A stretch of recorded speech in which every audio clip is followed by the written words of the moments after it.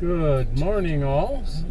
Grant again with my dash cam diary. I believe it's episode number 6 I'm doing today.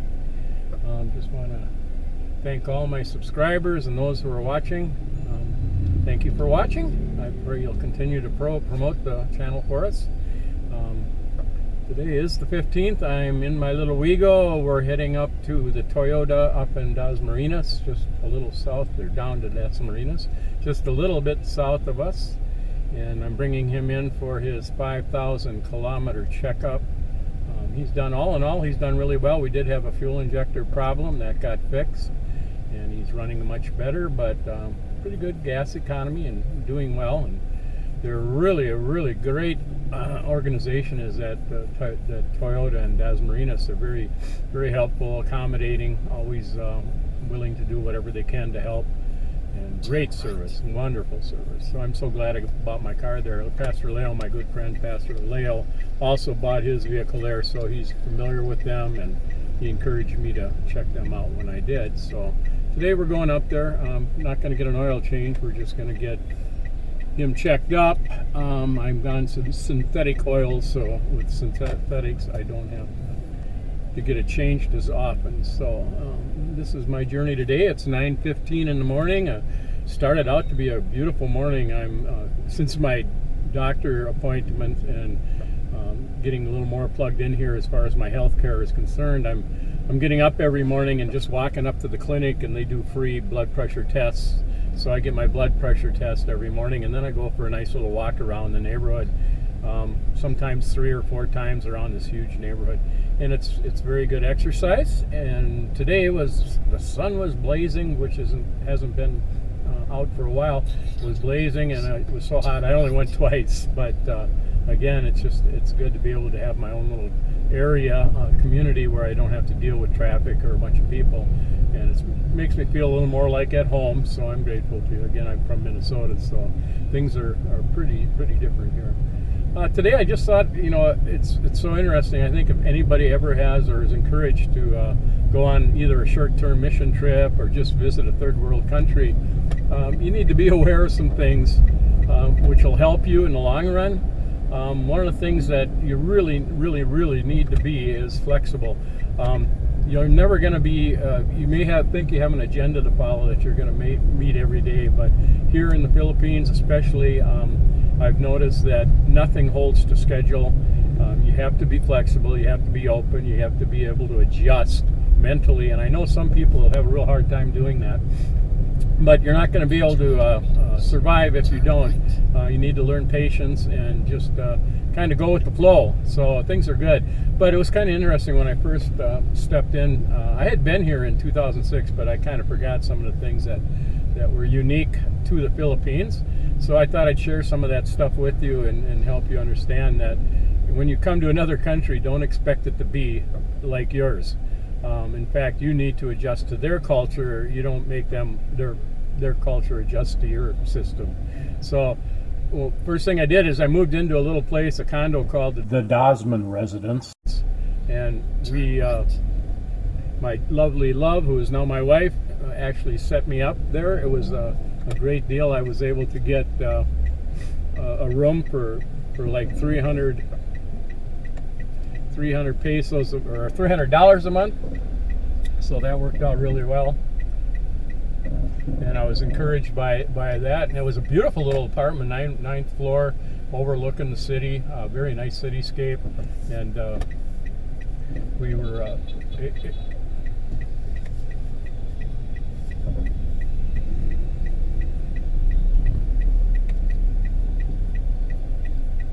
able to adjust, and things were good.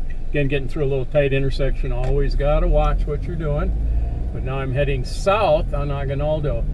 But the first thing I noticed was I looked in, they call them CRs back home, where the restrooms, bathrooms.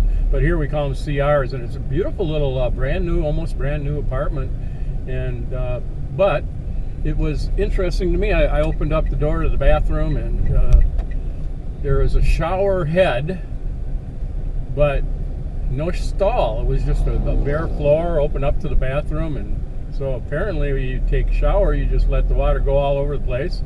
So that was kind of an interesting. He says, now how am I going to handle this? I also noticed there was no hot and cold water valves, only one cold water valve.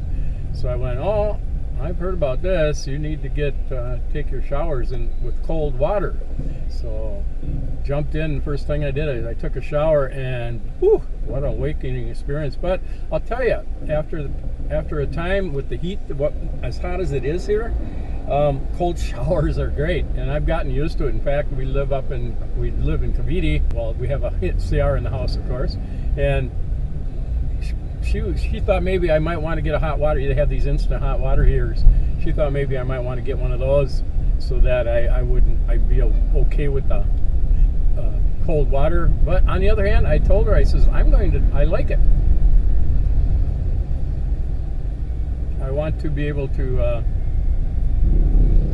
take a shower with cold water and be okay. And so that was one of the first culture shocks I had. There's a lot more. You know, the other thing in the apartment was she had bought me a bunch of utensils. Not bought me, but she had shared with me some utensils that she had brought home, and kind of loaded it up in the apartment so that I'd have stuff to use, like bowls and pans and dishes and cups and things that you'd need that wouldn't be supplied. The apartment was furnished, so that was nice, but they didn't have all the, you know, like the little simple necessities. So I think the first thing I bought was a microwave. I had to have that convenience of a microwave that I was so used to back home. The microwave, and then a toaster. A toaster I thought would be handy, and I could toast my bread. So I remember the first day we went shopping actually, and I picked up some peanut butter and some bread, some things I might need just temporarily. And so the first morning I woke up, I said, well, I'm going to have some toasted peanut butter on toast. So I popped the toast in the toaster and toasted it, got the peanut butter jar out, and then I went around, I opened the utensil drawer and looking for a knife. I couldn't find a knife. I go, well, how on earth am I going to put peanut butter on my toast? So I texted my love, and I asked her, I says, you know, you supplied me everything. Did you put the knives somewhere that maybe I don't know where they are? And she goes, we don't use knives. And I go, what do you mean you don't use knives? She says, no, have you ever tried using a spoon? And I went, and a little light bulb went off in my head. And I went, well, I never even thought of that. So I took the spoon out and I stuck it in the peanut butter jar, and you know what? It works just as well as a knife. So anyway, that was just a silly thing, but it's one of those things. Your brain is accustomed to doing things in a certain way, and when they're not there, of course, we kind of freak sometimes. But I mean, very silly, mundane things. But she laughed. We laughed about that. We thought it was pretty humorous. Here I am, an American from the States, and I'm worried about things like that. The other thing, you know, I noticed right away when I got off the airplane is the weather conditions here. Of course, they're going to be different wherever you go, so you need to be prepared for that. I remember getting off the plane and sitting in the terminal, and then walking out the door to meet my friends the first time, and it's like literally the humidity is so high here. It's like literally getting slapped in the face with a wet rag. It does, refresh you in that respect, and you go, oh my, am I going to be able to live in this kind of conditions? And that was one of the big tests for me, is whether I could adjust to the conditions of the weather. But again, it's if you think of a hot, muggy summer day in Minnesota, it's no hotter there than it is here. So, but it's constant here. That's the big thing. Your weather is always an issue. You're constantly sweating, so you're always having fans on. So that was, the weather's an issue. The rains, during the rainy season, which we're in right now, are unique compared to the States. They're heavy rains. I mean, literally heavy. The raindrops are heavy. I mean, they're huge. They could knock you out. But when it rains and pours, it comes down torrentially. It's like unbelievable. And so you adjust that. You get used to it. You just kind of take like a fiesta and kind of adjust yourself to that. So weather was another issue I had to adjust to. Another unique thing when I first moved here was the time issue here. We're used to back home having the sun maybe go down. The earliest would be like in the winter, maybe 5:30 in Minnesota. But in the summer, the sun will stay out till like 10:30 at night. here, I remember the first day I was here, they put me in the hotel and they said, you need to rest now. You've taken a long flight. Why don't you take a nap, and we'll get going in the morning.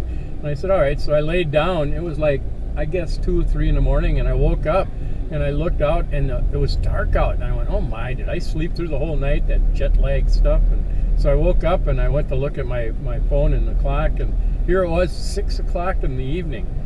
And I just, again, it dawned on me, well, here you are, you're in a different country, you're on a different horizontal plane, you're on the equator virtually. So yeah, your days are going to be equal.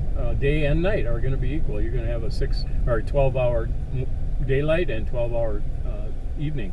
So again, one of those just silly culture shock things, so that was good. Oh, the animals, oh my goodness.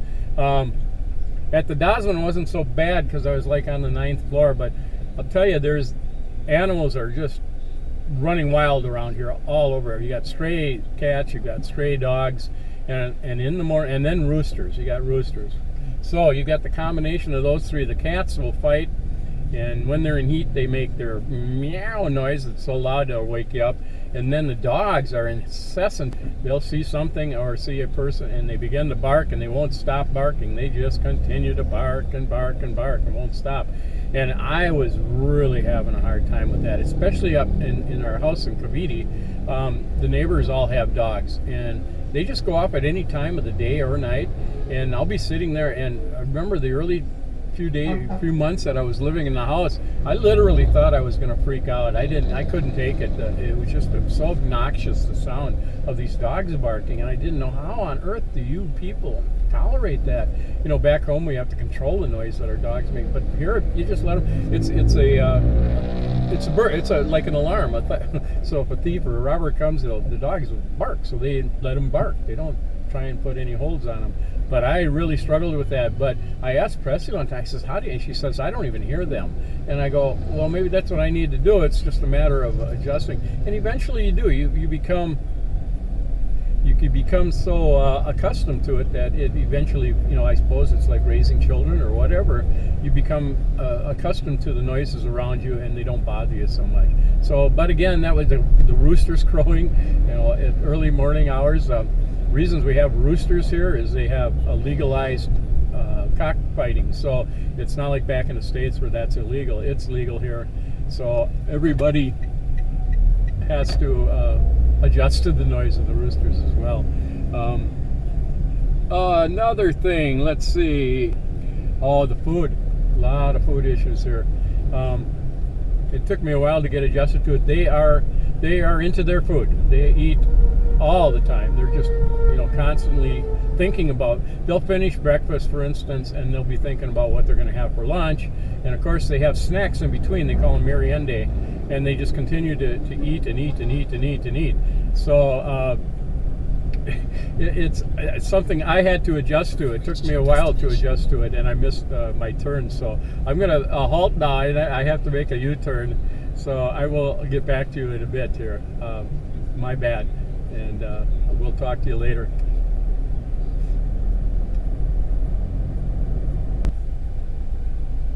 Okay, everybody, I've got done with the maintenance for my car at Toyota. Now I'm heading back home, so I just thought I'd finish up. We were talking about different cultural changes and differences here in the Philippines, and again, it's a lot of little subtlety things that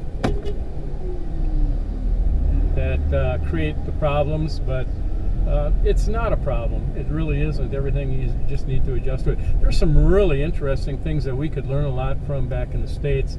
For instance, their patriotism here is incredible.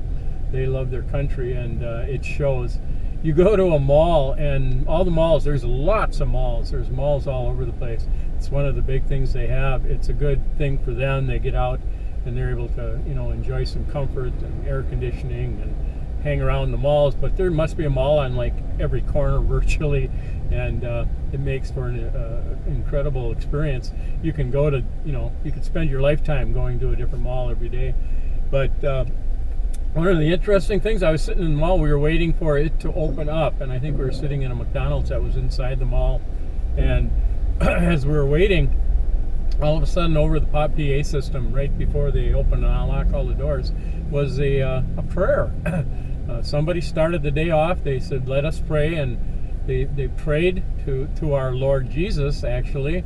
And I was so impressed. I was really amazed that here in a country, of freedom, back home we have struggled with even prayer in the schools. So to have prayer at the mall, I was really impressed. So they prayed pretty long prayer to start the day, and then it's followed by their national anthem, and everybody stops and everybody respects, and many put their hands on their hearts and look at a flag if there is one.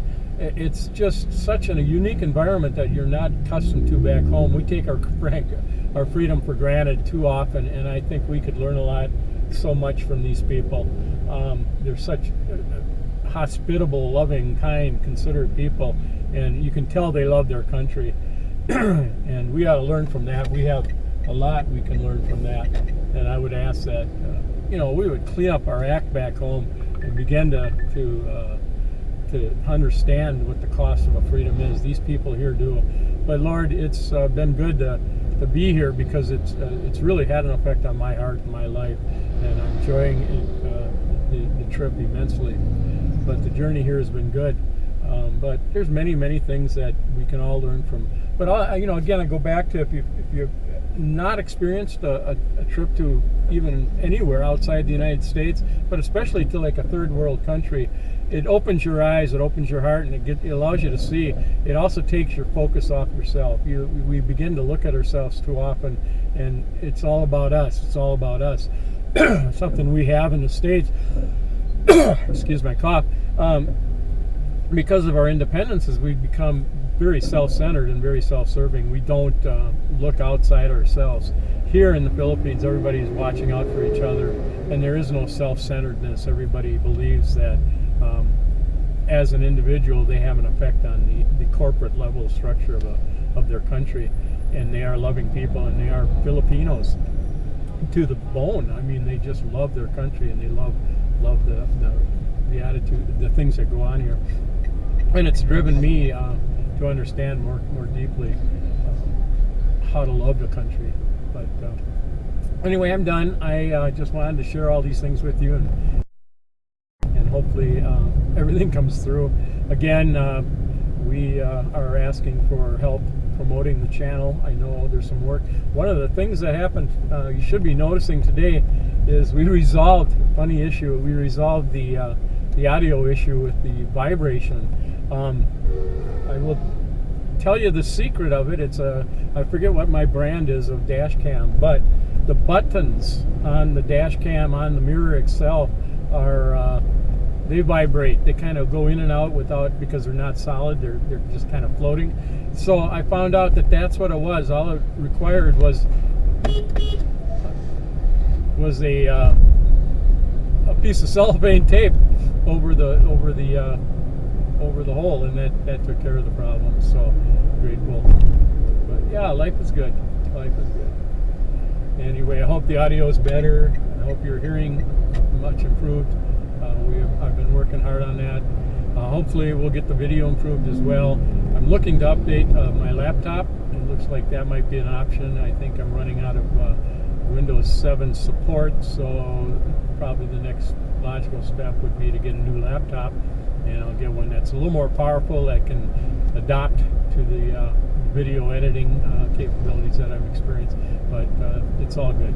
So again, if you have any content suggestions or any advice for my YouTube channel, please leave them in the comments down below, and I will certainly respond to them as immediately, if not sooner, and try and keep up to date with you all. Anyway, I thank you all, the subscribers that are already subscribed, and I pray for more subscribers, and thank you again for supporting our channel and watching my Dashcam diary. Thanks again.